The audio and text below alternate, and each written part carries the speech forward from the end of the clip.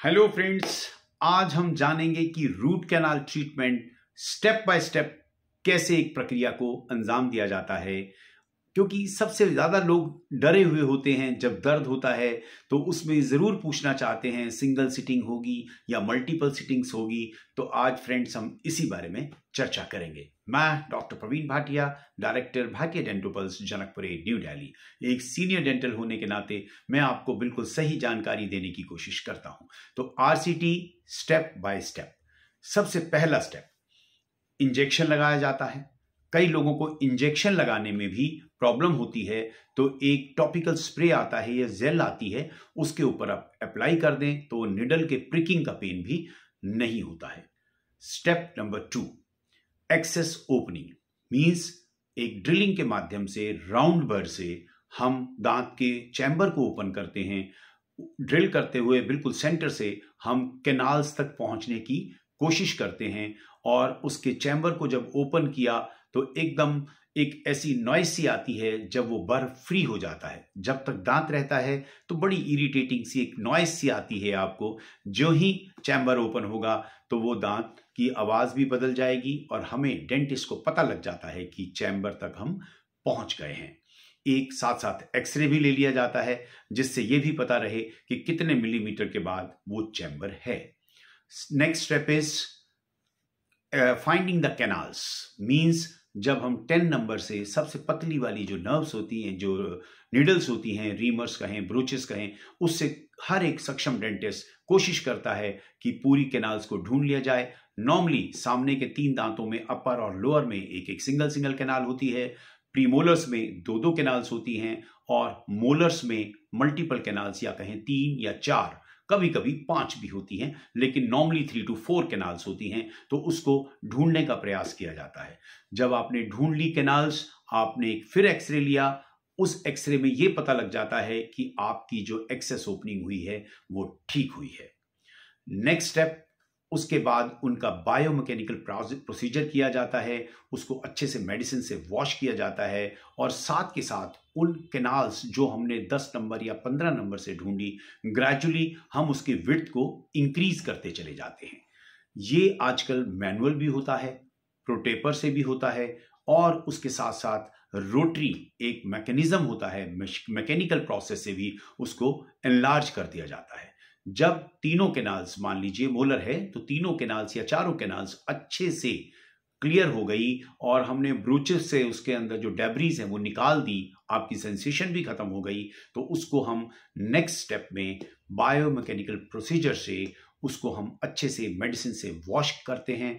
Betadine से भी wash करते हैं, नॉर्मल सेलाइन से करते हैं, सोडियम हाइपोक्लोराइड से करते हैं। तो इस तरह जब हमने इसको अच्छे से वॉश कर लिया, वो कैनाल्स डिसइंफेक्ट हो गई, और उसको बिल्कुल हमने क्लियर करने के बाद जब देखा ब्लीडिंग नहीं हो रही है, किसी तरह का कोई इन्फेक्शन नहीं नजर आ रहा है, वाइटल और नॉन वाइटल ये डॉक्टर डिसाइड करता है कि उसी समय उसको सिंगल सिटिंग में करना है या मल्टीपल सिटिंग में करना है, या कई बारी ऊजिंग कैनाल्स होती हैं तो उसको ओपन भी छोड़ा जाता है। तो उसको अगर मान लीजिए नॉर्मल सा दांत है और दर्द है, तो उसको हम कार्बोनिक एसिड डाल के या फॉर्माक्लोजोल डाल के उसको सील कर देते हैं, और उसके ऊपर एक टेम्परेरी सीमेंट कॉटन के साथ डाल दिया जाता है। Then we advise some medicines. Next step में उसी दिन, जिस दिन हमने सब प्रोसीजर पहले दिन ही कर लिया, और 90% वर्क उसी दिन खत्म हो जाता है, क्योंकि आपने एक्सेस ओपनिंग कर ली, कैनाल्स ढूंढ ली, उसको डिसइंफेक्ट कर दिया, साथ के साथ उसको एनलार्ज कर दिया, और उसके बाद हमने close dressing they the.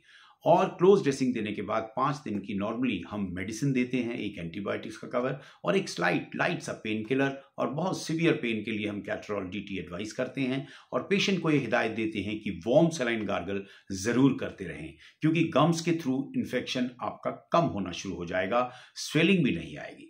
When in the second sitting, अब नेक्स्ट स्टेप और नेक्स्ट सिटिंग की बात करें, तो उस सिटिंग के अंदर हम तीनों ओपन करते हैं। जो हमने क्लोज किया है जिंक ऑक्साइड यूजिनोल से, हमने उसको भर दिया जा गया था, उसको ओपन करने के बाद तीनों कैनाल्स को चेक किया जाता है, एक एक्सरे लिया जाता है, कोई पेरियोपाइकल एब्सेस तो नहीं है, बकल इन्फेक्शन तो नहीं है। अगर बिल्कुल हमें लगता है कि नीडल्स डालने से और रीमर्स या ब्रूचेस डालने से कोई पेन नहीं है, तो हम गटा पर्चा पॉइंट से उसको सील कर देते हैं। एंडोमेथाजोन डाला जाता है, और उसके बाद हम उसको सील कर देते हैं, वो सेकंड स्टेप में आपकी रूट कैनाल खत्म हो जाती है सेकंड सिटिंग में। लेकिन किसी किसी केसेस में, जैसे फर्स्ट डे इन्फेक्शन खत्म नहीं हुआ, जब हमने सेकंड डे खोला तो थोड़ा इन्फेक्शन है और इंस्ट्रूमेंटेशन से पेन हो रहा है, किसी पेशेंट को पेन हो रहा है तो दोबारा भी एनेस्थीसिया दिया जा सकता है। कोई जरूरत नहीं है कि आप उस पेन को बर्दाश्त करें। जब इन्फेक्शन खत्म हो गया, सेकंड सिटिंग में हमने एक रिपीट, उसको ड्रेसिंग बोलते हैं फार्माकोजोल की, उसको ड्रेसिंग दे दी। नेक्स्ट ड्रेसिंग देने के बाद हम उसको थर्ड सिटिंग में 99% केसेस में थर्ड सिटिंग में पेशेंट कंफर्टेबल स्थिति में आ जाता है और हम नीडल डालते हैं तो कोई पेन नहीं होता। गटा पर्चा पॉइंट उसी नंबर का जिस नंबर की हमने नीडल से प्रिपरेशन की थी, इसमें 0.4, 0.6, आजकल तो सिंगल कैनाल सिस्टम आ गया है और सिंगल जीपी पॉइंट डाला जाता है प्रोटेपर्स। सो उसके अंदर डाल दिया जाता है, उसके बाद उसको बर्निश कर दिया जाता है। नेक्स्ट उसी स्टेप में हम एक बर्निशर को थोड़ा सा वार्म कर देते हैं, आजकल कटर्स भी आ गए हैं, तो उसको सील कर दिया जाता है। उसके ऊपर फिर एक परमानेंट ड्रेसिंग कह सकते हैं या इसको टेम्परेरी फिलिंग कर दी जाती है और पेशेंट को घर भेज दिया जाता है, मेडिसिन बंद कर दी जाती है। नेक्स्ट सिटिंग में उसको परमानेंट फिलिंग करते हैं और उसके बाद परमानेंट फिलिंग करने के बाद हमेशा एडवाइस करते हैं कि आप इसके ऊपर कैप लगवा लें। कैप तभी लगवाएं जब पेशेंट बिल्कुल कंफर्टेबल हो चुका हो, पेन खत्म हो चुका हो, पेशेंट खाना खाना भी शुरू कर चुका हो तो बेटर रहता है। कैप 2 दिन लेट भी लग जाएगी तो कोई फर्क नहीं पड़ने वाला है। तो फ्रेंड्स, आज मैंने आपको आरसीटी स्टेप बाय स्टेप बताई। आपने भी अच्छा लगा होगा कि एक एक स्टेप जो डेंटिस्ट अपने क्लिनिक में करता है वो आपको मैंने समझाने की कोशिश की। हाँ, अगर हम सिंगल सिटिंग की बात करें, सिंगल सिटिंग में सब कुछ जो मैंने अभी आपको बताया एक ही सिटिंग में की जाती है। नॉर्मली अगर पेशेंट को इन्फेक्शन नहीं है तभी ऐसा किया जाता है, या ओवरसीज पेशेंट हैं वो दोबारा नहीं आ सकते हैं तो साथ साथ हमने फिलिंग की, साथ के साथ आपको 5 दिन का मेडिसिन का कवर दे दिया, अच्छी एंटीबायोटिक्स दे दी स्ट्रॉन्ग, तो आपका दर्द भी कम हो जाता है और साथ के साथ आप उस स्थिति में कैपिंग लगवाने की स्थिति में जल्द आ जाते हो। सो फ्रेंड्स, इसी तरह के कोई क्वेश्चंस हों तो आप मेरे को कभी भी व्हाट्सएप कर सकते हैं, मेरे नंबर्स नीचे दिए गए हैं। हाँ, अगर कुछ साल बाद पेन होता है तो री रूट कैनाल भी यही एक मेथड होता है। वो एक्सरे से पता लगता है कि आपकी रूट कैनाल ठीक हुई या नहीं हुई। कई बार जीपी शॉर्ट होते हैं, कई बार इन्फेक्शन रहता है, कई बार सब कुछ करने के बाद भी बिना किसी रीजन के पेन होता है, तो एकमात्र साधन उस दांत को खोलना होता है या कुछ दिन की मेडिसिन रिपीट की जा सकती है। सो आरसीटी के बारे में बहुत जल्दी में मैंने आपको छोटी छोटी बातें बताई जो बहुत महत्वपूर्ण थी। Keep on watching my channel. आप अपने दांत का ध्यान रखें, दांत आपका डेफिनेटली ध्यान रखेंगे। हर बार की तरह मैं हमेशा बोलता हूं, मेरा चैनल भाटिया डेंटल पल्स को जरूर सब्सक्राइब करें। Thank you very much.